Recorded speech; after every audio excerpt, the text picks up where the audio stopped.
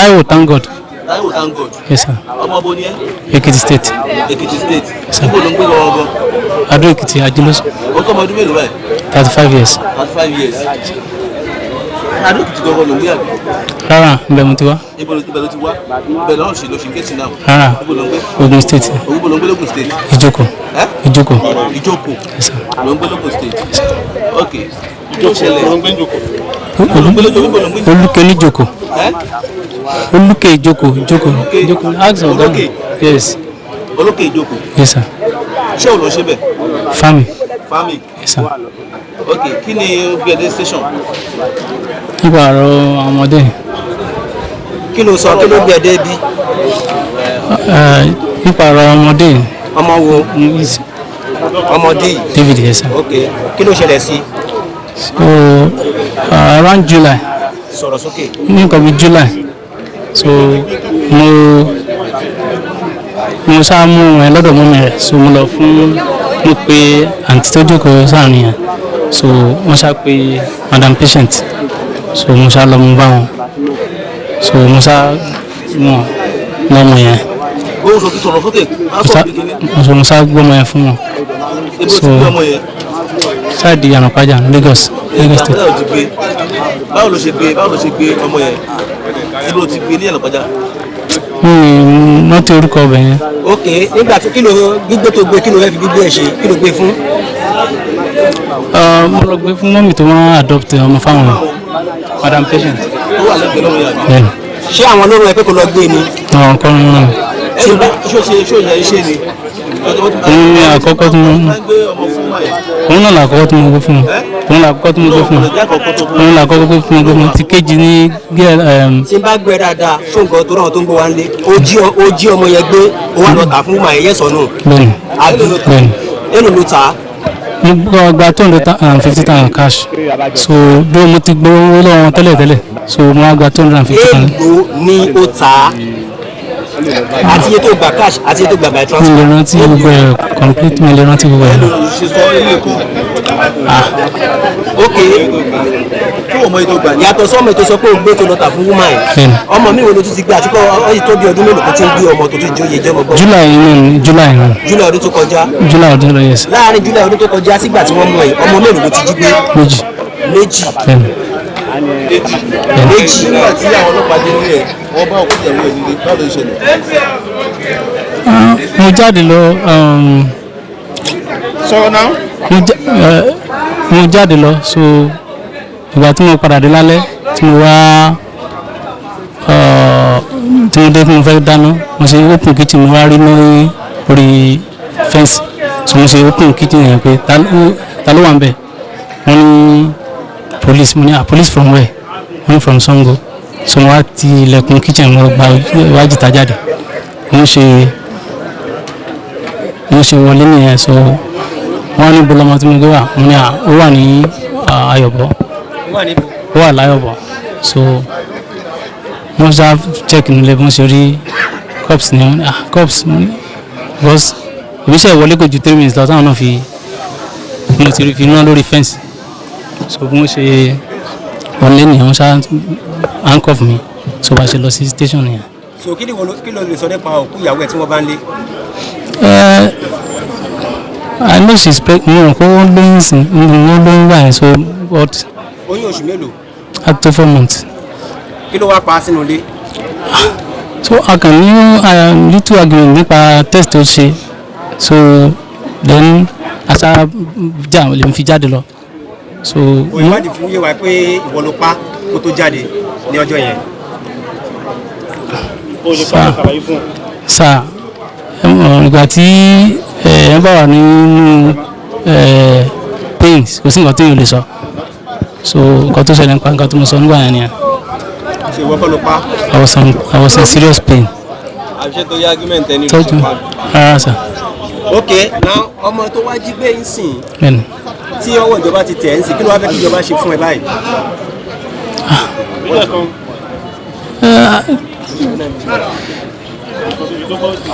There's nothing because ẹni tó ṣẹ̀ ó ní láti jìyà ẹ̀ṣẹ̀ so but nǹkan tí mo kàn notice tí mo dẹ̀ kọ́ nípa nǹkan tó ṣẹlẹ̀ ni pé though àwọn èèyàn ti ń ṣe but Nigeria need the effective campaign against crime which if God see me through I'm planning to be part of the campaign. ó sọ pé láti July July last year tó ti bẹ̀rẹ̀ wípé ọmọ méjì ló jí gbé ṣùgbọ́n wọ́n sọ pé ọmọ tó kọ́ jí gbé ó wà níbẹ̀. ẹ̀yin lẹ gbọ́ nǹkan tí mo sọ 23 of December lélẹ́yìn ṣẹlẹ̀ ẹ béèrè lọ́wọ́ ọ̀gá tó ọ́fíìsà tó sọ bẹ́ẹ̀ fún yín 23 of December lẹ́yìn dẹ̀ ṣẹlẹ̀ ní July. talent tó jí yẹn náà ṣíbọ̀ náà ló jí gbé. bẹ́ẹ̀ni. ibo làwọn òbí ẹ wọ́n wà báyìí. wọ́n wà nílé. òbí eléyìí kọ́. àti trace wọn. ní ìgbọ́. àti trace wọn. ibo ló ti lọ́mọ ìgbé ṣé òun lọ gbé lákàtà àwọn òbí ẹ ni. àkàtà àwọn òbí ẹ ni wọ́n ti ní. so that means pé ní ìsìn tó sọ pé wọ́n wá òbí àwọn ọmọ ìwọ fún ẹ gbọ́dọ̀ mọ ibi tó àwọn òbí ẹ wà tó rò mọ ibi tó ti jí gbé. wọ́n máa ń gbé wọn gbóbì kan so wọ́n máa ń rìn káàkiri ni so wọ́n gbóbì kan. bọ ọwọ́ sàmọ́ ibi tó ti mọ àdúgbò tó ti gbé ọmọ yìí. a máa gẹ̀ẹ́tì wọn. ní ìgbọ́. a máa gẹ̀ẹ́tì wọn. ẹ máa gẹ̀ẹ́tì wọn. bẹ́ẹ̀ni. wọ́n sọ pé ìlú balẹ̀ kan ò tí dáhùn wọ́n ní kó gba 650 kan. náà mo fi sọ pé títí December 23 òun ni 650 so náà mo fi sọ pé gẹ̀ẹ́tì nǹkan tó ga yẹn sọ so no èmi kọ́ ni mi mọ̀ ń padà lẹ́yìn. tẹ́lẹ̀ tó sọ pé ó gbé fún mine kí ni ìgbà tó wọ white and black yẹn ló gbọ́mọ fún. bẹ́ẹ̀ni so mi ò lè ọmọ tó wọ àṣírí ló jí gbé àbí. bẹ́ẹ̀ni. now nígbà tó gbé ọmọ yìí ó ti mọ àdúgbò yẹn dáadáa ó ti mọ dáadáa ní kó tó jí ọmọ ìgbé àríwẹ̀ pọ̀. along road side ni wọ́n máa ń jókòó so along Ìyànàpájà Lagos State Ìyànàpájà. Ìyànàpájà. morúkọ. kí ló orúkọ tọmọ yìí ń jẹ́ tọ́wọ́ òbí ẹ̀ sọ. Moise. bẹ́ẹ̀ni. so mọ délédélé ni ẹ. but orúkọ wo lẹ́yìn wá ń pè ń sìn. èmi kọ́ ni mo sọ lórúkọ. ìwọ kọ́ ló sọ. àwọn tó adopted ló sọ lórúkọ. àwọn tó adopted ló sọ lórúkọ. madam yẹn lẹ́lẹ̀ béèrè. nígbà tó sọ fún ògbọ́mọ fún yìí kí ló wọ́n sọ fún ẹ pé wọ́n fẹ́ fi ọmọ ṣe. wọ́n náà tó máa adopt ọmọ that's tí ò rọmọ bí tó fẹ́ adopt ọmọ. wọ́n pa ọmọ yìí àbí wọ́n ń ṣe alágbàtọ́. wọ́n ń ṣe alágbàtọ́ lè rí bó ṣe rí sí ẹ̀gan máa fi hàn pé wọ́n ń tọ́jú ẹ̀ torí bó ṣe wà tẹ́lẹ̀ kọ́ lélẹ̀ gbogbo rẹ̀ kòkòrò ni tí kò dẹ̀ clean báyìí tẹ́lẹ̀ so ẹni yẹn tọ́jú ẹ̀gan ọmọ ìmọ̀ ẹni yẹn. ta ló pàyàwó ẹ̀? ta ló pàyàwó ẹ̀ náà? sáà ó ní ìdàtí kúrò náà. ìparọ́ sà. tó ti parọ́ tálẹ́ni tó pa ìyàwó ẹ̀. báwo ni ìyàwó ẹ̀ ṣe kú kó sọ fún yín you should explain to me. thank God. sà. sọ fún ìyàwó ẹ̀ ṣe kú. ok sọ bọ́lọ́pàá ṣe mú ẹ. kí ló kọ ìyàwó ẹ̀. blessing wà láti 2020 láti 2020 láti wà so adẹ̀sẹ̀ introduction 2021 so mo sọ àlàyé tẹ́lẹ̀ ní nígbà tó lọ́pàá délé mi tí mo wọnú lé ní nǹkan bíi after 11 tí mo wọnú lé kò ju 3 minutes lọ tí mo rí fence tí mo rí torchlight lórí fence mo wá sílẹ̀kùn kitchen torí mo ṣe kódà boxer ni mo fi gbé mi dé station mo ṣe dé wọnú lé ni mo ṣe bọ́ra lẹ́nu so mo dẹ̀ open kitchen mi mo rí torchlight mo dẹ̀ gun fence mo dẹ̀ ní ta ló wà mẹ́ wọn ní police mo ní aláti bọ̀ ní Sango police station dé so mo wá tilẹ̀kùn bá mi lọ gba iwájú inú ìjà wọn nílé so ìgbà tí mo dẹ̀ wọ nílé. sọ̀rọ̀ sọ bó ṣe ń lọ fún wọn àwọn ẹ̀rọ nígbà tí kúrò. mi ò parọ́ fún yín sà. explain fún báwo ni ìyàwó ẹ̀ ṣe kú ta ló pa ìyàwó ẹ̀ explain fún. sà mo ti explain fún yín sà. sọ bó ṣe pa ìyàwó ẹ̀ fún wọn explain fún. ibi òṣèlú tó ti ń parọ́. mi ò parọ́ ṣé mo sá ń sọ̀rọ̀ látàrọ̀ mi ò parọ́. kí ló ṣẹlẹ̀ ó kì í ṣe kí ló sọ fún ọlọ́pàá kí ló ṣẹlẹ̀ báwo ni ìyàwó ẹ̀ ṣe kú. because only spend argument. bẹ́ẹ̀ni.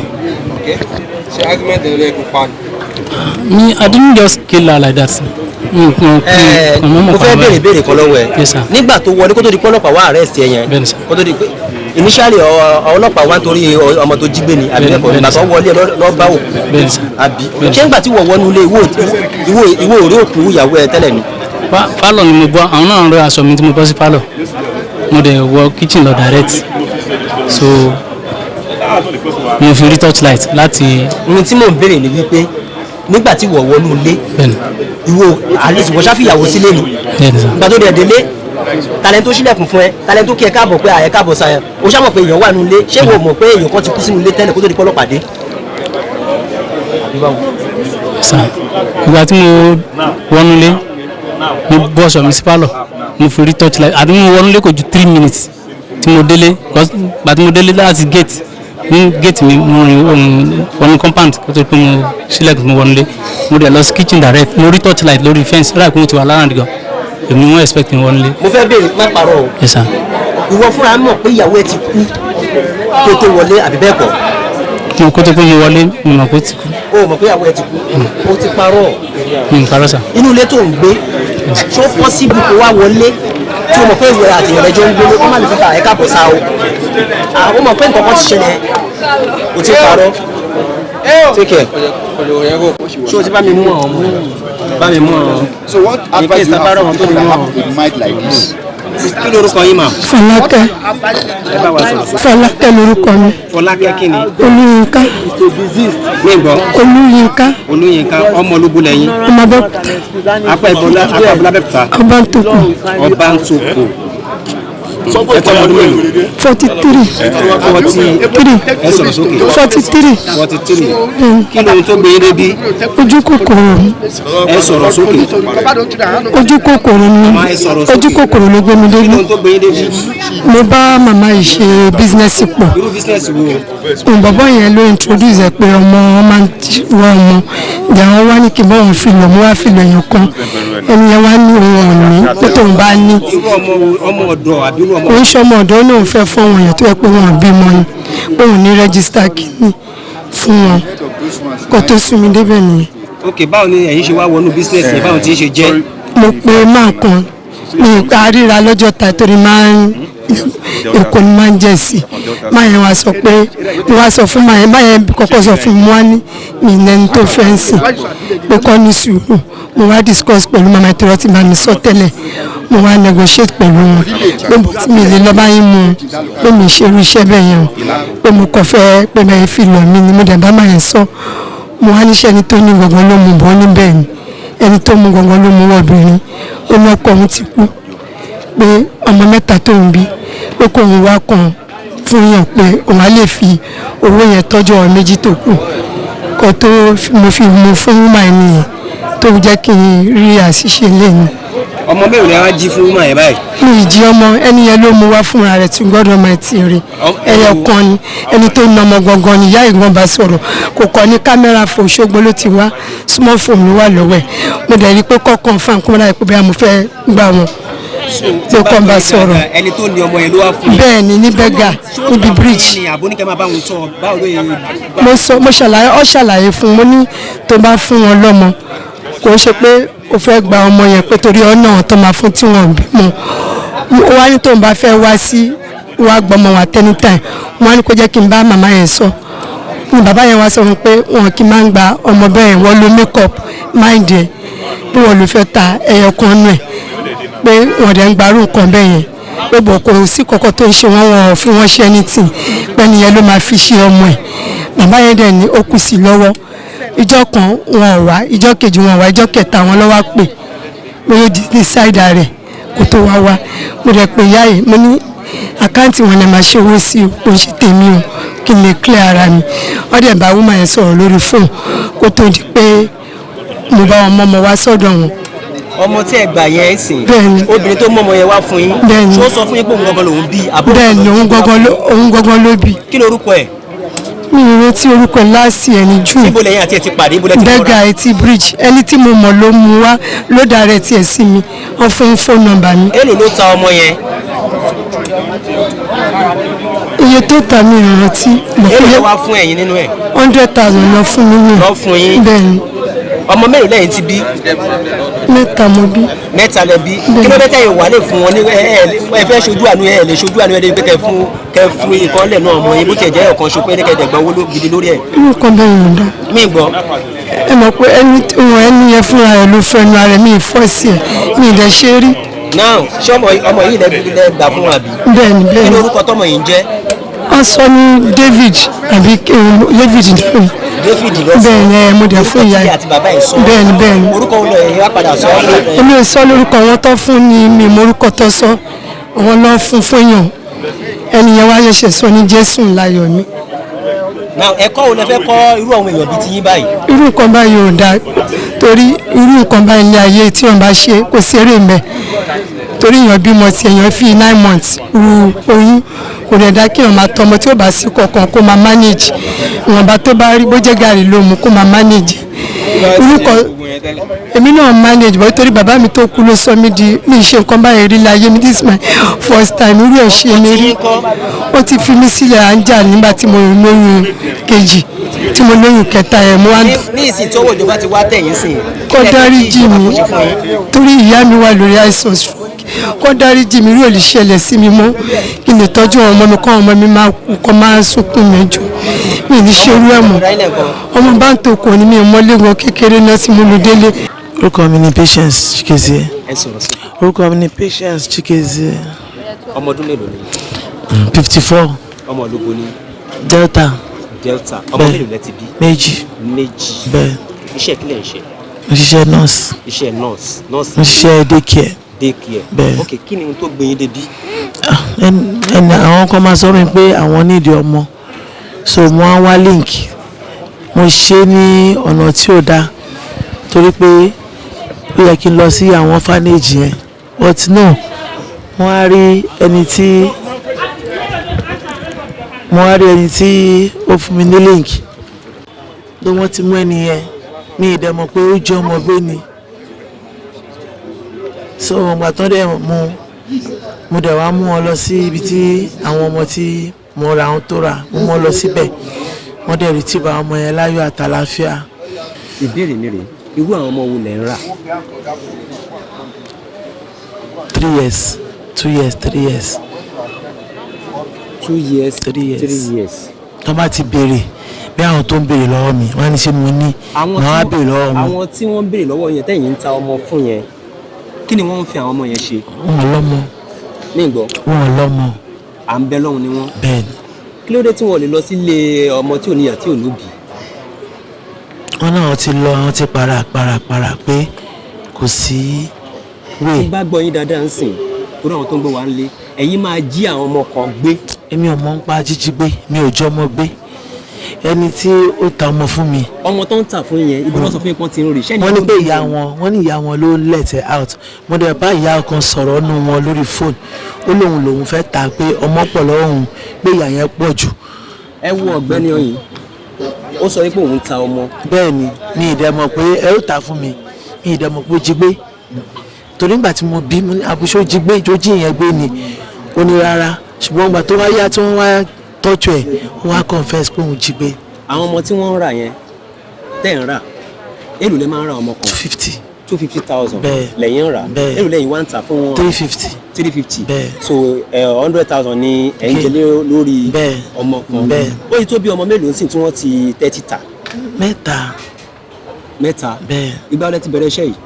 last year what around April. màmá ṣé kìí ṣe pé rọ́wà náà ọ̀rọ̀ tẹ́ ń sọ ń sìn ọmọ mẹ́ta lè ṣì ta. àwọn ọ̀rẹ́ wọn ti mú wọn lọ síbẹ̀ náà wọ́n dẹ̀ mú wọn wá mo máa ń mọ́nítọ̀ wọn bẹ́ẹ̀ ni mo mọ́lé wọn bẹ́ẹ̀ ni torí mi fẹ́ ta fún ẹni tó jìnnà wọ́n má lọ fún wọn ṣe chulichua. ẹ̀kọ́ wo lẹ fẹ́ kí àwọn èèyàn kọ́ lára yín. mi ò mọ̀ kò kí n ṣe excuse bíbélì ní ká wá ìdí ohun gbogbo dájúdájú mo jẹ́ ẹni tí ò ronú dáadáa mi wọ́n bí ṣe máa explain it I was stupid so I prayed for mercy pé mi ò mọ̀ kò kí n ṣe excuse kí ẹnikẹ́ni tó bá ní ọwọ́ ní nǹkan báyìí kó padà sẹ́yìn kó dẹ̀ tọrọ àforíjì mo ti ń tọrọ àforíjì mo ti ṣe Ọlọ́run ọba mo ṣe alààyè mo tọrọ àforíjì. kí lẹ wá fẹ́ kí ìjọba kó ṣe fún yín. ó dáríjì mi mo tọrọ àforíjì mo ti padà mi ò mọ̀ kò kí n ṣe excuse mo tọrọ àforíjì mo ti padà. kí lẹ porúkọ yín lẹ́ẹ̀kan sí. Patience Chikezie. ọmọ ọdún mélòó. 54. Orúkọ mi ní Susan Ubiomo. Mo ń ṣiṣẹ́ ní under bridge ní Sango. So mo ní customer yín mo ní customer kan ohun tó ti ṣe POS lọ́wọ́ mi and ó máa ra card. So any day tó bá wá ra card tó bá kọjá ó máa ra card ó máa fún ọmọ mi owó. So 23rd of December ó wá jókòó ó wá sọ fún mi pé kí ó fẹ́ jẹun pé kí n lọ ra oúnjẹ fún un ó wá fún mi ní 1000 kí n lọ ra oúnjẹ fún un. So mo wá lọ rà mo wá fún un. So ìgbà tó ó kọ́kọ́ dé ó fi 1000 ó fi 1000 sórí tébù mi pé kí n sáré fún 2000 pé ó fẹ́ fún ọ̀kadà. So mo wá fún 200. So mo wá mú 800 mo wá gbé fún pé ẹ gba change yín ẹ gba change yín ó wá sọ pé kí n mú pé ó ti fún mi. Mo wá sọ pé rárá o change yín ni ẹ gba change yẹ kò gbà lọ́wọ́ mi. So mo wá mú 800 yẹn dání. So ìgbà tí mo lọ ra oúnjẹ fún ó wá jẹ oúnjẹ yẹn tán. So 800 tó kù ó wá gba 200. So mo wá fún ní 600 tó check mo wá fún Kòfó pé Kòfó lọ ra pure water fún broda yìí o. Ìgbà tí Kòfó tó lọ ra pure water. So àwọn customer àwa wá bá mi. So customers yẹn nítorí Christmas season so customers wọ́n pọ̀. So customers wọ́n pọ̀. So mo rí ìgbà tí máa yẹn kó dìde kó lọ mi ò mọ̀ pé ó fẹ́ lọ bá Kòfó. So wá lọ bá ó wá sọ fún Kòfó pé Kòfó mọ́mì sọ pé kí n lọ ra aṣọ fún yín Christmas cloth àti bàtà aṣọ Christmas àti bàtà. So wá gbé Kòfó lọ ó wá wọ ọ̀kadà ó wá gbé lọ fún àwọn woman tó ta Kòfó fún. Báwo ni wọ́n ṣe wá rí Kòfó padà? Ọpẹ́lọpẹ́ fún àwọn Nigerian Police Force. Mo lọ sí Sango Ọ̀tà police station Sango police station mo lọ report. So a wá sọ fún mi pé kí n máa worry pé a máa lọ track yẹ. So ọjọ́ kìíní tí wọ́n gbé ọmọ yín ni àwọn ọlọ́pàá padà rí. Okay, like almost a week. Lẹ́yìn ọ̀sẹ̀ kan. Kí ni ẹ fẹ́ sọ nípa àwọn ọlọ́pàá ìpínlẹ̀ Ògùn? What do you have to say about them, please? About the Nigerian police. I thank the Nigerian police. So they wọ́n ṣe dáadáa. Wọ́n ṣe dáadáa. Ṣé wọ́n ṣe nǹkan kan fún ọmọ yín? No, wọ́n ṣe I thank God.